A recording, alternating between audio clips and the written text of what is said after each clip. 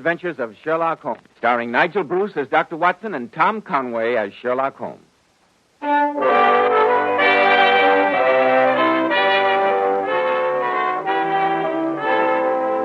Well, once again, it's Monday night and time for our weekly visit with that excellent host and dean of storytellers, Dr. Watson. I'm sure he's waiting for us in his study, so let's join him, shall we? Good evening, Dr. Watson. Good evening, Mr. Bell. I see you have the old black tin dispatch box out again, Dr. Watson. You've been refreshing your memory on tonight's new Sherlock Holmes adventure? Yes, boy, and while I was going over my notes on the case, I came across this. It played a prominent part in the story that I'm going to tell you. It's a platinum cross. Is that some kind of medal, Dr. Watson? It is, Mr. Bell, it is. It's the Cross of St. Hilarious, one of the highest decorations of the small European kingdom of Grosnia. Presented to Sherlock Holmes, I suppose? Yes, Mr. Bell, though before he was awarded it, the two of us went through one of the strangest and, in some ways, the most embarrassing experiences of our entire career. I call the story The Adventure of the Innocent Murderess. Sounds exciting. We'll be ready for it in just a moment, Dr. Watson. Now, Dr. Watson, how about the new Sherlock Holmes story that you call The Adventure of the Innocent Murderess? Well, Mr. Bell, that strange affair began on a spring afternoon at the turn of the century. It was a beautiful day, and for some hours, Holmes and I had rambled about in the park, in silence for the most part, as befits two men who know each other intimately. It was shortly after 5 when we returned to Baker Street, and I remember that as we opened the front door, Mrs. Hudson spoke to us.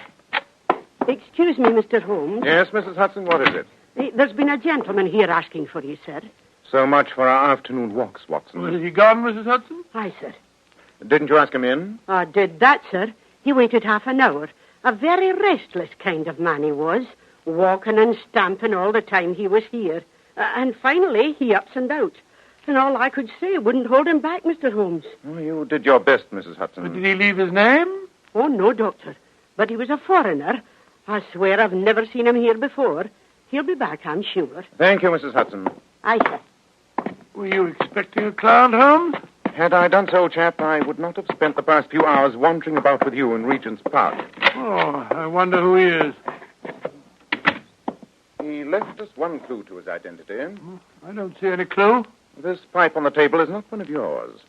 A nice old briar with a good long stem. Well, can you deduce anything from that? Very little, except for the obvious fact that its owner is left-handed, is a muscular man with an excellent set of teeth, careless in his habits, and with no need to practice economy. Oh, come, Holmes. That's a little far-fetched. On the contrary. But I think that's our client now. Meet him on the stairs, will you, Watson? Yes, indeed. Now we'll have something more interesting than his pipe to study. This way, sir. So I thank you, Mrs. Hudson. That's all right, sir. You are Sherlock Holmes. No, my name is Watson, Dr. Watson. Oh, then you must be Mr. Holmes. Since there are only 3 of us in the room, that would seem an eminently logical conclusion. Please, do not make fun of me.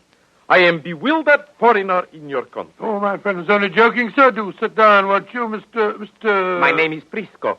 Igor Priskop. And I do not wish to sit down. It pleases me to walk as I talk. It soothes me. And I am in great need of soothment. Mr. Priskop, I shall be delighted to give you any assistance I can. I'm only sorry that I was out when you called earlier. I myself was desolated. But I will waste no further time in desolation. Mr. Holmes, you have in the past performed great service to my country. And what is your country, sir, may I ask? The kingdom of Groznia, my friend. Small in area, but great in tradition.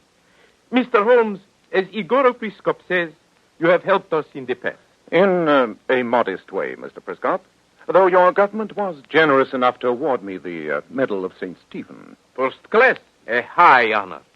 You were also presented with the Medal of St. Arcadu, second class, as well as that of St. Michael and the 7 subsidiary angels. Oh, yes, I got one of those.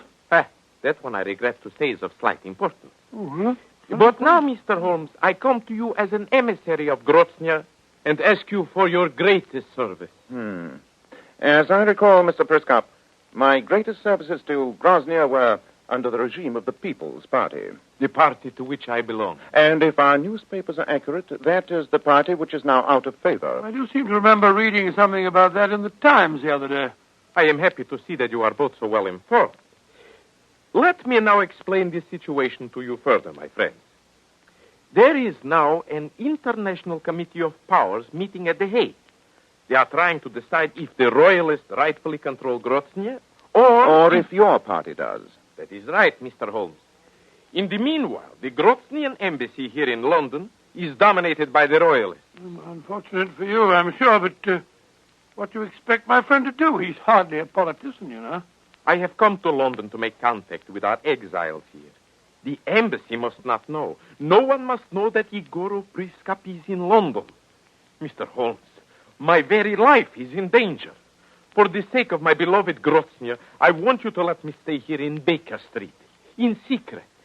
That is an unusual request, Mr. Yes, Priskop. a completely impractical one, so there's very little room here. Very little room. I must insist. You, Mr. Holmes, hold the Order of St. Stephen First Class. You're a friend of my people. Now, you must help me. You must... Good Lordy, he's fainted. Very emotional, these foreigners. No, Watson, no. Look at that stain on his shirt. He's been wounded. Obviously, at least one of his enemies knows that he's in London. That's why he came to us. Oh, it's only a flesh wound in the shoulder. I'll bandage it up. I have some smelling salts here. That'll bring him round. There we are. Hand me that glass, will you, Holmes? He's coming to of his own accord. Here you are, Mr. Priskop. Drink this. Oh, no. No medicine. I do not believe in them. Never mind about that. You try this. Thanks, no.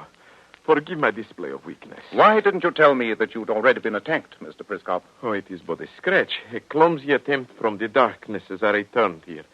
I did not wish to alarm you over nothing. Nothing? Huh. Somebody attempts to murder you. You call it nothing. I repeat my request, Mr. Holmes. Will you let me stay here a while? Very well, Mr. Priskop. Since your life is in obvious danger, you may stay here in Baker Street. Da propaspo, Mr. Holmes. I thank you. And let the Tinaku Orchestra play for the embassy ball in Belgrave Square. Here in Baker Street is the true embassy of Grozny. Good gracious me.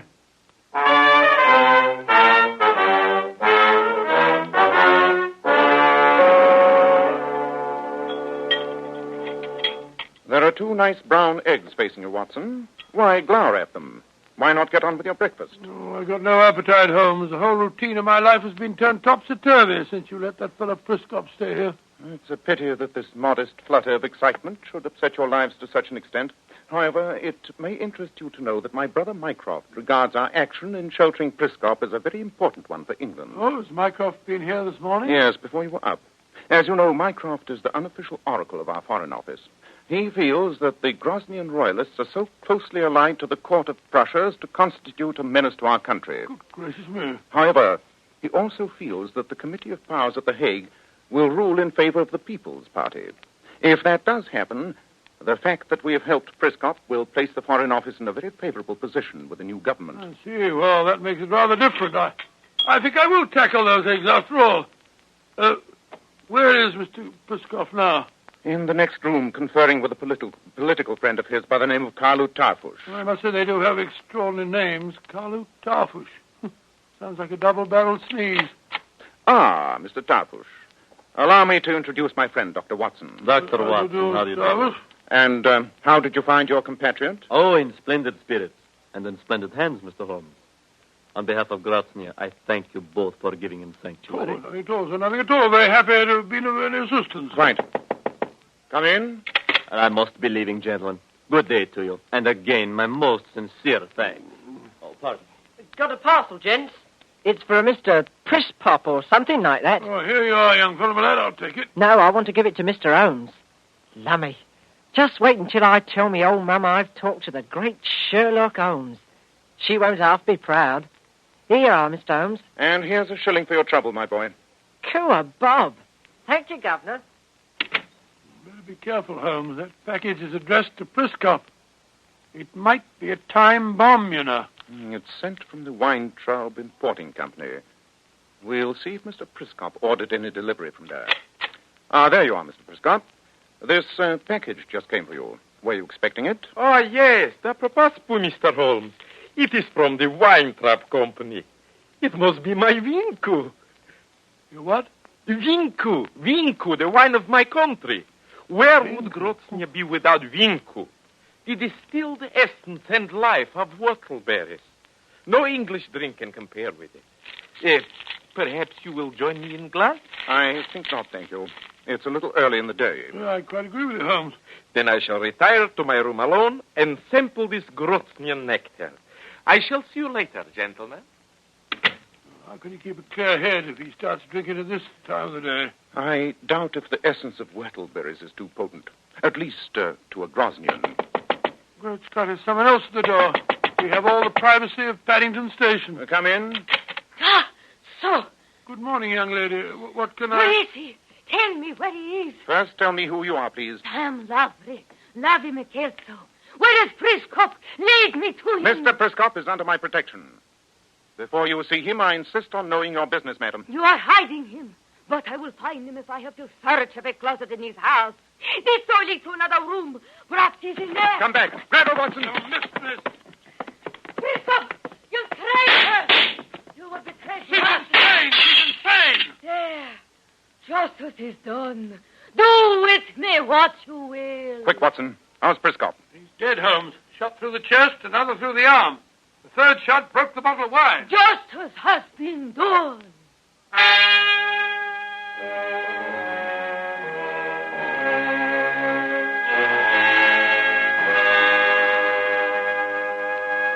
Mr. Holmes, Yes, Mr. Tarfush? you must save Lavry. She's my fiancée. She had good reason to think Priskop a traitor. But she shot him down in cold blood, sir. She did it for Grozny. She committed murder, practically under our very eyes. She must pay for it. And Dr. Watson and I will have the greatest pleasure in testifying against her. Until her trial takes place, I have nothing further to say.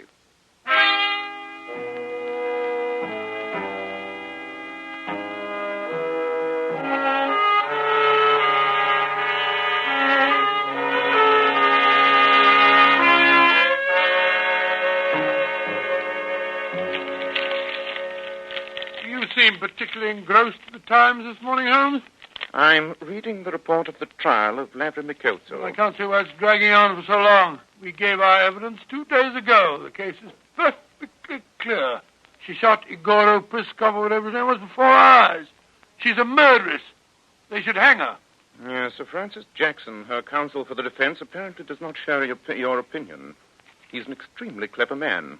After cross-examining the police surgeon yesterday, he asked for an adjournment until noon today. On what grounds? He wishes a fresh post-mortem made. The police surgeon had not examined the contents of the stomach of the dead man. Why, no should he, Holmes? Priskov was shot to death. We saw it happen. What's Sir Francis up to? I think I'm beginning to suspect, Watson. And I pray for the sake of my own reputation that I'm wrong. However, it's no use sitting here in Baker Street surmising. Let's go over to the Old Bailey and hear what the post-mortem report discloses.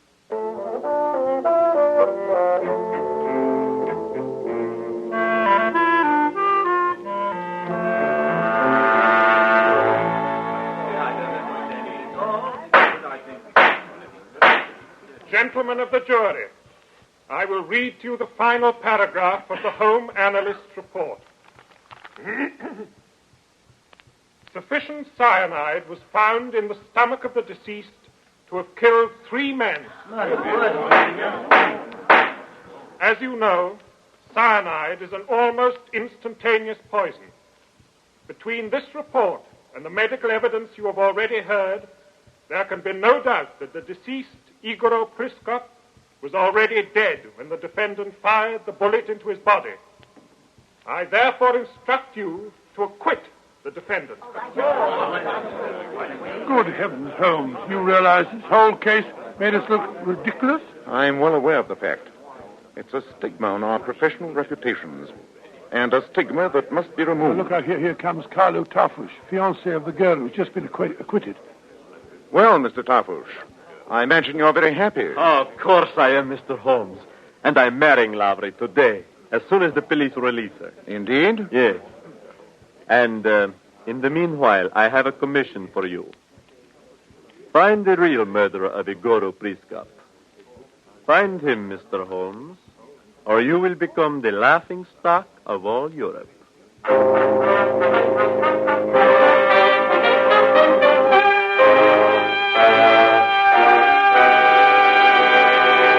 In just a moment, we'll find out if Sherlock Holmes does find the real murderer of Igor Priskop. Well, Dr. Watson, it seems to me that you and the great Sherlock Holmes are in a bad spot. A man poisoned and then shot under your very eyes. Yes, Mr. Bell, but I can assure you that Holmes, as soon as he returned to Baker Street from the trial, plunged into a fine frenzy of activity. He was examining the top of the table under his microscope for traces of poison where the bottle of wine had been shattered. You've been hunched over that microscope for hours, Holmes. No results yet? Not as yet. Well, I was just reading the Evening Gazette. There's an interesting article on the Grosnian situation. No, what does it say? The committee in The Hague has ruled for the People's Party. And our friend Carlo Tarfush, the one who married the girl Lovery, is to be the new ambassador here in London. Indeed, how very interesting. It goes on to say here that they've established that the dead man, Igor Priskov, never was a traitor. The poor girl was deceived by false evidence. The villain who deceived her has fled to Germany. I was right. This stain, beyond question, is that of wine mixed with cyanide. Now to track the history of that bottle. We know that nobody tampered with it after it went from the messenger boy's hands to Priskop's. Therefore... But how are we going to find that boy again? This is a job for my band of street urchins, the Baker Street Irregulars. Round them up, Watson. Tell them I'll give a golden sovereign to the boy that brings him to me first.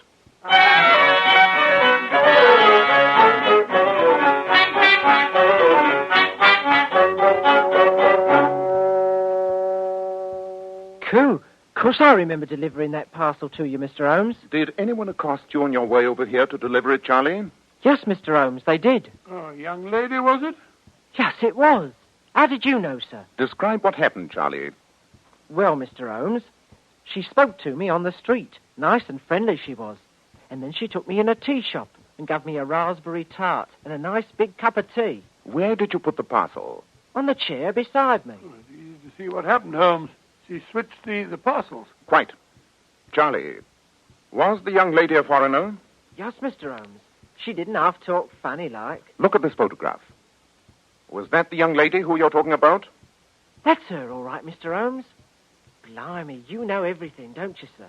Not quite, Charlie. Here's 5 shillings for your trouble, and I'll be off with you. Cool, 5 bob. Thank you, Governor. So the girl was guilty all the time. But I don't see a motive. I do. And we're going at once to the Grosnian embassy. Remember, she's now the ambassador's lady. I intend to let her know that I do understand.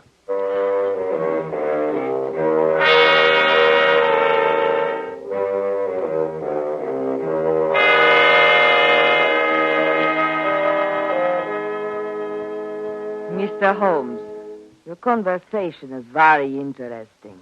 But surely I do not have to point to an intelligent man like yourself that I've been tried and acquitted of murder. Under your delightful Anglo-Saxon law, double jeopardy, I cannot possibly be tried again. Oh, just the same, you're a murderess. Am I? You were no passionate patriot. You never believed in that forged evidence. You simply killed Igor Priskop because, with him out of the way, you knew that your future husband would become the ambassador. In my country, we have a proverb. Inchko na vili greshko lumagen. What on earth does that mean? Ammunition is more persuasive than strategy. Mr. Holmes, you have no ammunition. There is nothing you can do to me. And so, I wish you both good night.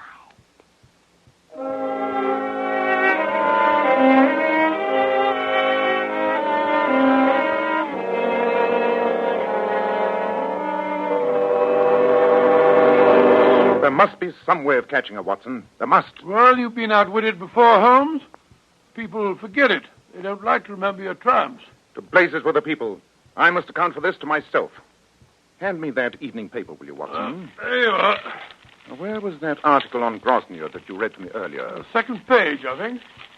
Ah, here it is. But I have ammunition, Watson. The lady was wrong. What on earth are you burbling about, Holmes? We must draft a telegram to Mr. Tarfush, the new Grosnian ambassador. We'll ask him to hold a party of all the most important Grosnian attaches. There, my dear Watson, amid the bright lights and gay music, I shall have the utmost pleasure in proving to the ambassador's wife that she is far from invulnerable.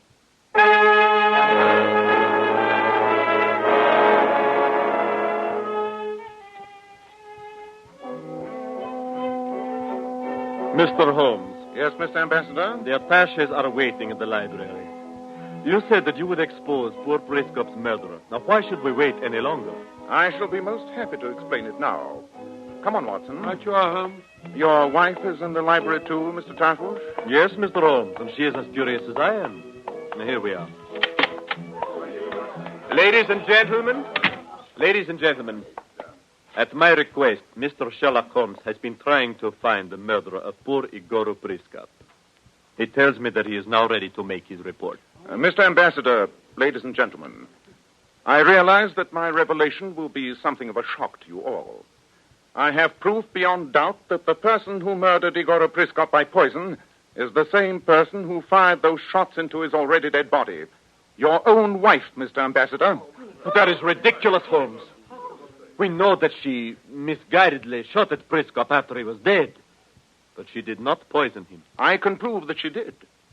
I have the boy outside, Mrs. Tarfush, that you took into the tea shop when you changed the bottles of wine. I have the evidence of the stains on the table that show traces of the poisoned wine. Do you wish me to prove my case? Lavry? Why do you not answer him? I do not wish to, Carlo. I do not have to. Under English law, I cannot be tried again. But, Lavry, you stand accused before your fellow countrymen. Perhaps I can clear up a slight misapprehension. It is true, is it not, Mr. Tarfush, that Grosnian law does not recognize the doctrine of double jeopardy, and therefore a Grosnian could be tried twice for the same crime? Of course. It is also true, isn't it, that the Committee of Powers in The Hague has recognized that the People's Party has been all along the true government of Grosnia? That also is true, Mr. Holmes. And an embassy is extraterritorial. Acts committed there are punished by the laws of the nation whose embassy it is. You are correct, Mr. Holmes. This embassy here is Grosnian ground. So was 221B Baker Street when Mr. Prescott was murdered. Therefore, your wife committed her crime in Grosnia. She may still be arrested, tried, convicted, and executed by Grosnian law. Mr. Ambassador, I demand that your embassy guards arrest this murderess.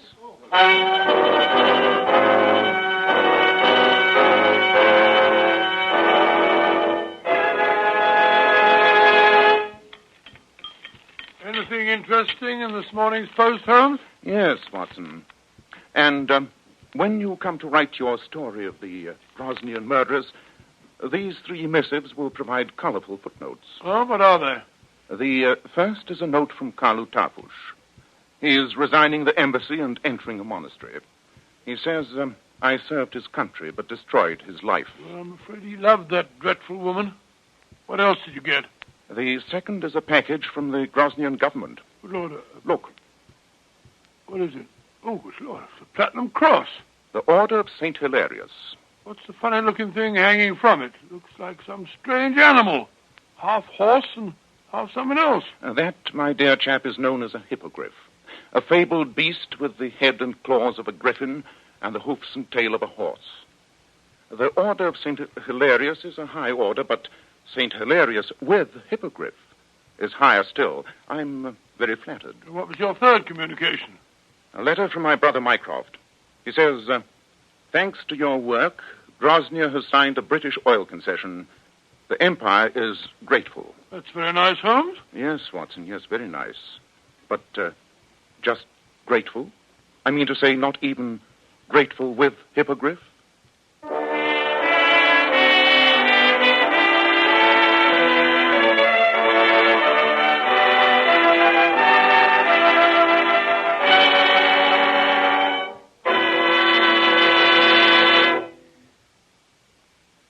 Now, Dr. Watson, what about next week?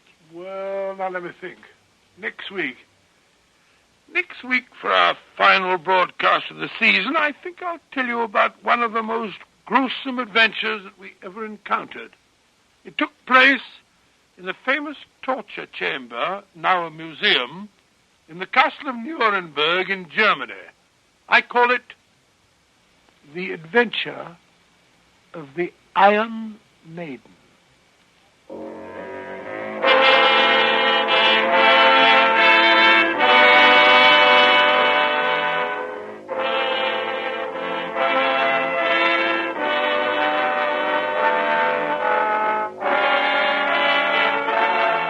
Tonight's new Sherlock Holmes adventure was suggested by an incident in Sir Arthur Conan Doyle's story, A Scandal in Bohemia.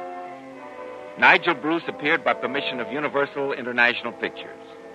Tom Conway through the courtesy of Eagle Lion Pictures. The Sherlock Holmes series is produced by Tom McKnight, with original music composed and conducted by Alex Steiner. This is Joseph Bell, inviting you to be with us next week at this same time, when Dr. Watson will tell us about the adventure of the Iron Maiden. This is ABC, the American Broadcasting Company.